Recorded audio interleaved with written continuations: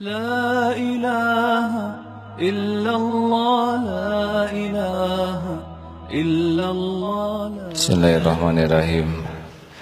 Assalamualaikum warahmatullahi wabarakatuh. Alhamdulillahirabbil alamin.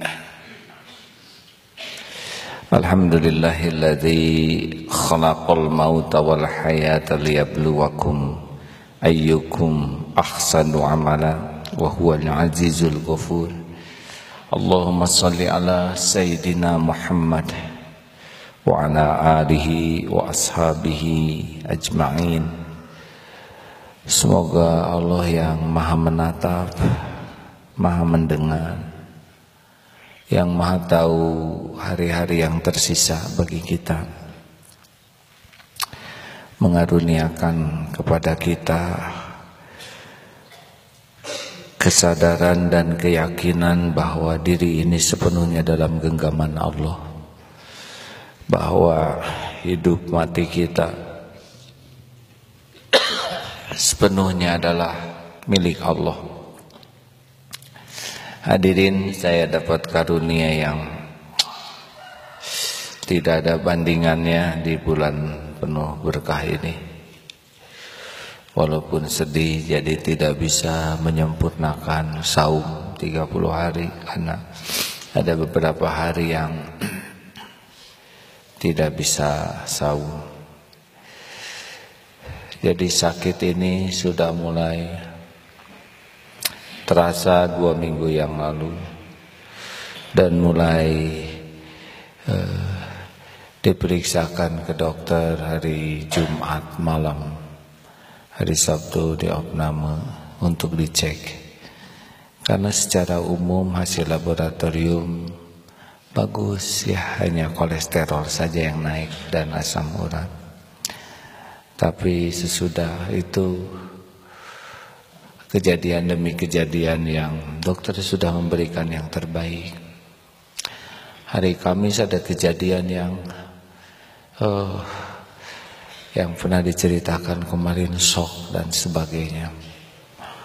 Kemarin dokter yang mendampingi dari awal, ada beberapa dokter spesialis, bertanya begini, karena setiap malam memeriksa ke sini. Oh ya, saya di opname di rumah sakit cuma semalam, selebihnya minta di masjid saja, di mihrab, karena setiap waktu bisa sholat walaupun sambil duduk, kemudian bisa terus mendengar yang ngaji. Pokoknya apapun yang terjadi, kalau bisa di masjid saja.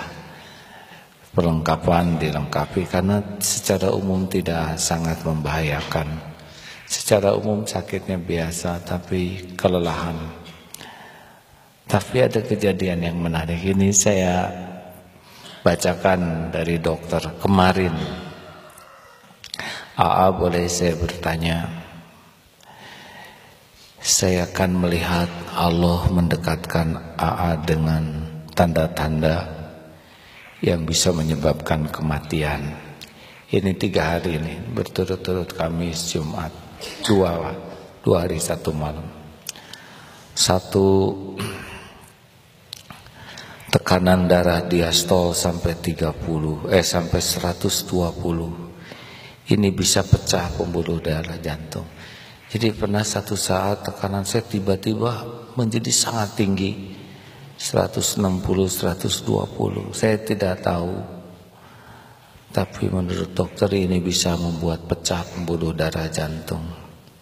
2, diberikan nyeri yang hebat, karena yang harus jalani itu nyeri sekali. Kalau di dalam kedokteran itu disebut sudah high level painful. Mungkin yang mengalahkannya hanyalah nyerinya sakaratul maut.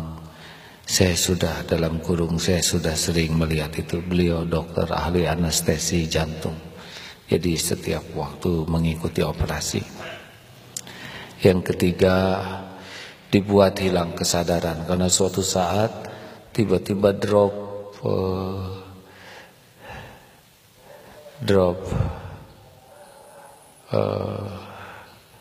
tekanan darah itu, sehingga seperti yang hilang ya. Dan yang keempat, suhu dibuat oleh Allah sampai mendekati 33 derajat. Ya, suatu saat saya sedang diukur, tiba-tiba suhu tubuh saya dingin sekali, 34 sih.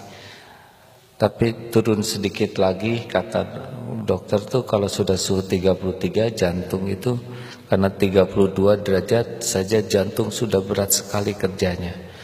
Nah semua itu rasakan. Saya mau tanya, kata dokter, satu, apa yang rasakan di dalam hati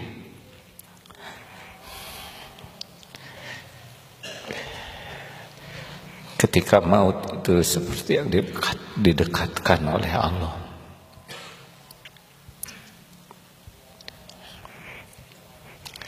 Dua, kalau di posisi sebagai seorang yang harus menasehati keluarga pasien, apa yang harus sampaikan supaya bisa tenang? Nuhun. Sejujurnya ya, sudah saya tahu ada 3 babak, begitu dekat dengan saat ajal. Banyak yang berubah dalam pikiran ini. Satu, jadi harus selalu siap. Walaupun kemarin diperiksa semua ya, darah, ginjal, hati, jantung baik-baik saja, tapi ini tidak menjamin akan tiba-tiba datang. Jadi sekarang, apalagi pada waktu kaki sudah dingin itu naik ke atas, mungkin seperti ini ya orang mendekati kematian. Bertahap dinginnya itu dari kaki terus naik ke atas. Ya saya sempat menulis SMS juga minta maaf. Ya mungkin orang tidak percaya. Terus kalau mau tidur juga, ini saya besok bangun atau tidak. Jadi kalau mau tidur tuh sekarang lebih hati-hati sekuat tenaga. Karena belum tentu besok saya masih hidup. Banyak yang berubah, diantaranya satu, rasanya tidak mau sekali meninggalkan sholat jamaah. Kalaupun suruh milih di opname, mending milih di masjid aja. Mending milih kalau harus meninggal di masjid, rasanya enak gitu. Mudah-mudahan jangan mengabaikan kewajiban. Yang kedua hikmahnya, jangan menunda minta maaf. Secepatnya minta maaf. Karena belum tentu ada hari esok. Tentu sekuatnya, sebanyak-banyaknya istighfar terus ya. Yang ketiga, lihat dunia ini jadi nggak ada apa-apanya. Jadi rasanya tidak ada nilainya sama sekali. Uang dan sebagainya tuh. Apa yang mau dibawa mati? Makanya kemarin mungkin anak juga tidak mengerti kenapa Bapak minta dituliskan wasiat, hibah, mana yang diwakafkan dari harta. Karena kalau kita mati udah gak sempat lagi menulis apa-apa. Lebih baik kita selalu siap supaya kalau kapanpun ajal tidak ada yang tertunda, tidak ada lagi masalah yang timbul. Kemudian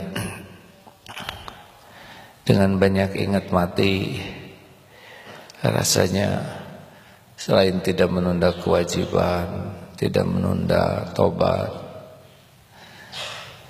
ingin sekali tiap waktu tuh hanya jadi baik aja.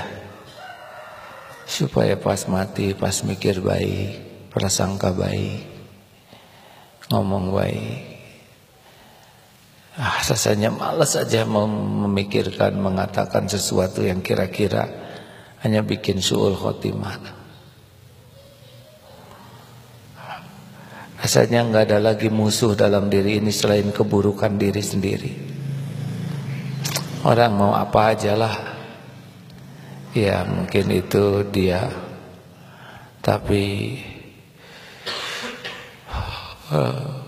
keburukan yang mengancam kita adalah keburukan kita sendiri. Jangan sampai kita sebelum tidur mikir buruk, ngomong buruk, prasangka buruk.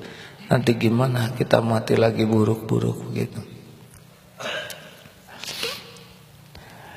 Lalu sebisa-bisanya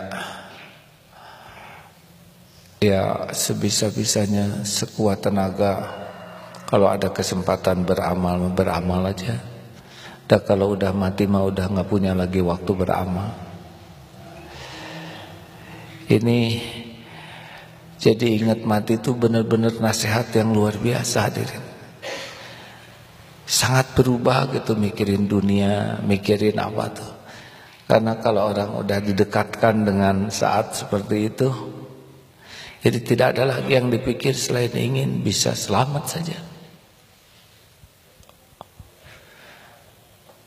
Rasanya sholat ke sholat juga, nanti saya masih sholat lagi, tidak. Ini ada hadis Nabi tentang ini kan, bahwa salah satu yang membuat sholat kita bisa bagus adalah mengingat belum tentu ada sholat selanjutnya. Ini bukan negatif, ingat kematian ternyata membuat kita jadi sangat produktif mengisi waktu-waktu kita. Lihat handphone juga rasanya tuh jadi kurang nafsu kalau ini bisa ngalang-ngalangin.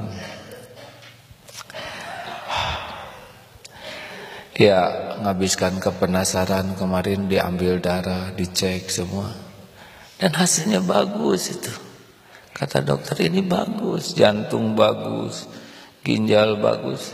Terus dari mana datangnya 3-4 kesempatan yang tiba-tiba ujuk-ujuk dekat sekali dengan kematian menurut dokter. Jadi sekarang selalu ada tensi dan termometer, termometer ketek, dingin enggak. Karena kalau sudah 33 atau 34 tuh kan sudah jantung sudah berat. Katanya yang dioperasi juga jantung tuh dibuat pelan. Masya Allah. Mudah-mudahan pengalaman ini berharga bagi teman-teman sekalian. Masya Allah. Masya Allah, kapan aja bisa datang dengan beragam bentuk dan cara, ya. Terima kasih kepada semuanya yang mendoakan. Juga ada yang nanyakan gimana ngadepin sakit yang sangat sakit sekali itu. Ya, sebisa-bisanya lagi sakit itu jadi ingat ke dosa. Jadi saya pikir, inilah dosa-dosa saya. Daripada di akhirat, mudah-mudahan ini yang diatur Allah menggugurkan. Tentu kalau udah tidak tahan sakitnya, minum juga obat anti sakit, karena jadi susah konsentrasi. Tapi ya pikir juga saudara kita yang di Palestina, di Suriah, di tempat-tempat yang tidak ada obat, tidak ada dokter, tidak ada makanan. Masya Allah, banyak yang ngirim makanan. Saya sendiri nggak nafsu lihatnya, yang makan santri, alhamdulillah. Masya Allah. Terima kasih, saya percaya sekali banyak kiriman doa ini sangat didengar oleh Allah. Setiap doa dari berbagai penjuru tempat, yang terang-terangan, yang sembunyi-sembunyi, tidak ada yang tidak didengar. Dan mungkin banyak takdir yang dirubah dengan doa-doa teman-teman sekalian. Terima kasih ya. Sepertinya saya memang harus lebih banyak lagi waktu untuk tafakur. Baru kali ini punya kesempatan terus menyendiri, karena mungkin inilah yang paling baik untuk bisa menemukan dosa kesalahan. Kalau sibuk suka kurang jujur kepada dirinya. Terima kasih, ini ucapan kepada semua pendengar yang mendoakan. Semoga ini takdir ada hikmahnya. selalu siap untuk pulang kapanpun. Jangan menunda kewajiban, jangan menunda taubat, jangan menyia-nyiakan kebersamaan, jangan mengisi waktu dengan hal yang buruk. Cukup yang baik-baik saja, supaya pas mati, semoga mati dalam keadaan baik. Terima kasih. Selanjutnya Ustaz Abdul Wahab akan melanjutkan acara ini. Jazakumullah. Terima kasih. Semoga Allah membalas. Terima kasih Ustaz. Assalamualaikum warahmatullahi wabarakatuh.